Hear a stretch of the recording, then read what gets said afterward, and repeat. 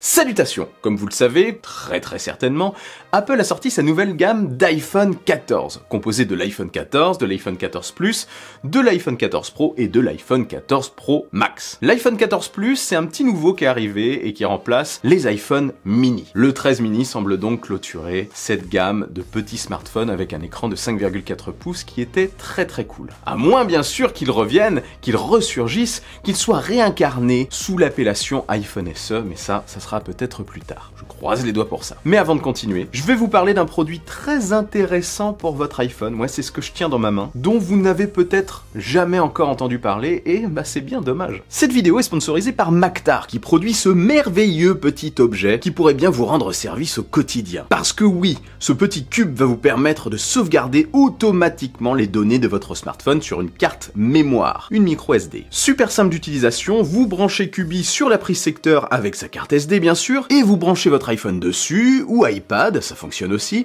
ou d'ailleurs smartphone Android. Ensuite, on va vous proposer d'installer l'application dédiée dans laquelle vous aurez accès aux données sauvegardées sur la carte SD dans Cubi. Vous avez différentes options dans l'application, et après ça, vous n'avez plus besoin de faire quoi que ce soit. D'ailleurs, on peut l'utiliser et synchroniser les choses directement. En fait, c'est simple. En branchant votre tel pour le recharger, les nouvelles données seront sauvegardées sur la SD. Pas du tout invasif pour le coup. Vous n'êtes alors plus dépendant d'un abonnement dans le cloud. 120 € d'économie facile sur un an et imaginez sur 5 ans. 600 €, oui! En plus, c'est super simple à utiliser, pas besoin de connaissances particulières. Alors on résume. Cubi vous permet de garder une sauvegarde physique, de l'avoir avec vous, de faire des économies sur le long terme en vous passant d'un abonnement cloud si vous le souhaitez. Vous pouvez aussi avoir accès à ces données en branchant le cube sur un ordinateur. C'est dispo en USB-C ou en USB-A, compatible avec plusieurs appareils en simultané. Oui, c'est merveilleux, je vous l'ai dit. Vous pouvez sauvegarder photos, vidéos, musique, mais aussi le contenu de vos réseaux sociaux pour l'avoir avec vous. Pas besoin de réseau pour l'utiliser, c'est local, c'est certifié MFI. En gros, c'est un accessoire officiel Apple. Vous pouvez aussi mettre un mot de passe sur la carte mémoire avec une sécurité militaire. Et du coup, c'est toujours inaccessible depuis le web. Et bien sûr, c'est moins énergivore que le cloud. On pense à la planète aussi. Un produit vraiment malin et utile. Et vous avez moins 10% sur Amazon avec le code AlexCubi. Alors profitez-en. Voilà, si vous êtes intéressé, bien sûr, vous retrouverez comme d'habitude le lien et toutes les petites informations au sujet de ce produit dans la description, là oui, juste en dessous. Cet iPhone 14 Plus, c'est tout simplement un iPhone 14 plus grand, donc avec un écran de 6,7 pouces, et bien sûr une plus grosse batterie. On a donc désormais plus que deux tailles d'écran, c'est plutôt clair, le 6,1 et le 6,7 pouces, et ce, quelle que soit la gamme, en gamme classique et en gamme pro. Le problème c'est que, avec la hausse des prix en Europe, l'iPhone 14 Plus se retrouve au prix auquel était vendu l'iPhone 13 Pro, enfin à peu près, l'année dernière. Oui, il est vendu à partir de 1169 € en 128 Go de stockage, soit un petit peu plus cher que notre cher 13 Pro l'année dernière. Ça fait réfléchir. Ne serait-il pas judicieux d'opter plutôt pour un iPhone 13 Pro ou pour un iPhone 13 Pro Max à tarif équivalent? Clairement oui, et je vais vous dire pourquoi. Si vous trouvez un 13 Pro ou un 13 Pro Max à des tarifs inférieurs ou relativement proches de celui de cet iPhone 14 Plus, je ne peux que vous les recommander en effet à la place de ce 14 Plus. Déjà, l'écran des 13 Pro et 13 Pro Max est meilleur que celui des 14 et 14 Plus. Il a notamment le taux de rafraîchissement de 120 Hz, qui est très agréable au quotidien. L'iPhone 14 et l'iPhone 14 Plus sont réduits aux 60 Hz. C'est très bien aussi, mais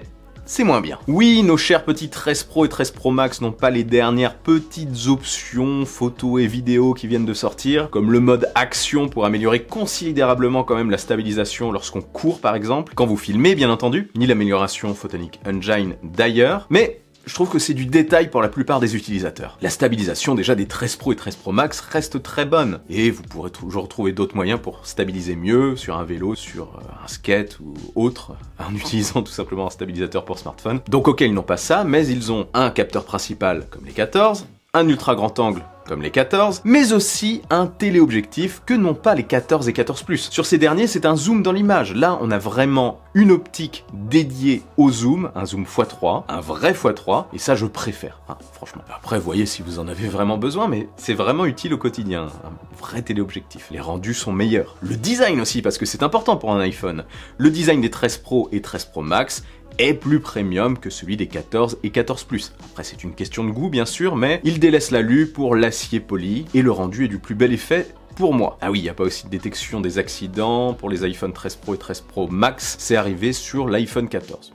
pourquoi pas. Après, le point super important, c'est la puissance. Là, vous vous dites, peut-être que le 14, il est mieux que le 13 Pro parce qu'il est sorti cette année.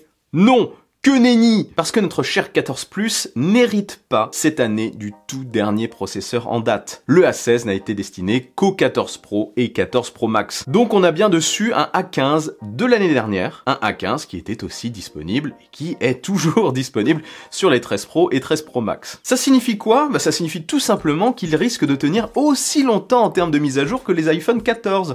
Donc vous ne prenez pas trop de risques de ce côté-là. Et ça c'est intéressant. D'ailleurs à mon avis ce décalage va durer. Apple a bien séparer la gamme classique de la gamme Pro, et on aura toujours ce décalage de processeur à partir de maintenant. Le processeur de l'année passée des Pro pour les classiques, de l'année suivante. Vous m'avez suivi? Alors du coup, pourquoi prendre un 14 Plus plutôt qu'un 13 Pro? La taille d'écran, oui déjà, 6,7 contre 6,1 pouces. La taille de la batterie, donc l'autonomie, oui c'est sûr. Et c'est tout. Mais si vous trouvez un 13 Pro Max à un tarif équivalent, alors là, ces deux arguments sautent directement. La batterie est grosse, l'écran est grand, il est meilleur d'ailleurs. Il vous reste, on va dire, le mode action pour la stabilisation en vidéo, si vraiment c'est indispensable pour vous, et la détection des accidents, pour faire simple. En dehors de ces deux détails, l'expérience sera clairement meilleure sur un 13 Pro Max que sur un 14 Plus. Il a tout juste un an. Et il a le même processeur, je vous le rappelle. Après, c'est à vous de voir, le côté coloré des iPhone 14 Plus peut aussi être un argument, ils sont fun, et ça peut vous séduire. Et d'ailleurs, ça reste un excellent produit. Si vous l'avez choisi, rassurez-vous, ce n'est pas un mauvais choix. Il reste très bon. Mais si vous pouvez prendre un iPhone 13 Pro Max à la place, allez-y, clairement. Et c'est d'ailleurs, suite à ce changement, à cette modification de processeur, je pense, et à l'augmentation des prix, à cette faible différence entre le tarif d'un 13 Pro et d'un 13 Pro Max et celui d'un 14 Plus, que ce dernier semble très mal se vendre d'ailleurs, et l'absence de nouveautés. Bref, voilà pour ma conclusion. Dites-moi en commentaire quel modèle vous avez choisi, quel modèle vous utilisez au quotidien, lequel vous fait de l'œil. Dites-moi aussi en commentaire si vous n'êtes pas du tout d'accord avec moi. C'est toujours intéressant de voir les autres avis. Et n'oubliez pas bien sûr d'aller jeter un œil à Cubi sur Amazon avec le code promo. Lien dans la description, je vous le rappelle. Et avant de partir, n'oubliez pas le bon pouce en l'air qui claque, l'abonnement de soutien qui fait toujours super plaisir. Je suis aussi sur les réseaux sociaux, sur Twitter, sur Insta, etc. Vive la technologie, vive le futur, et rêvez les amis.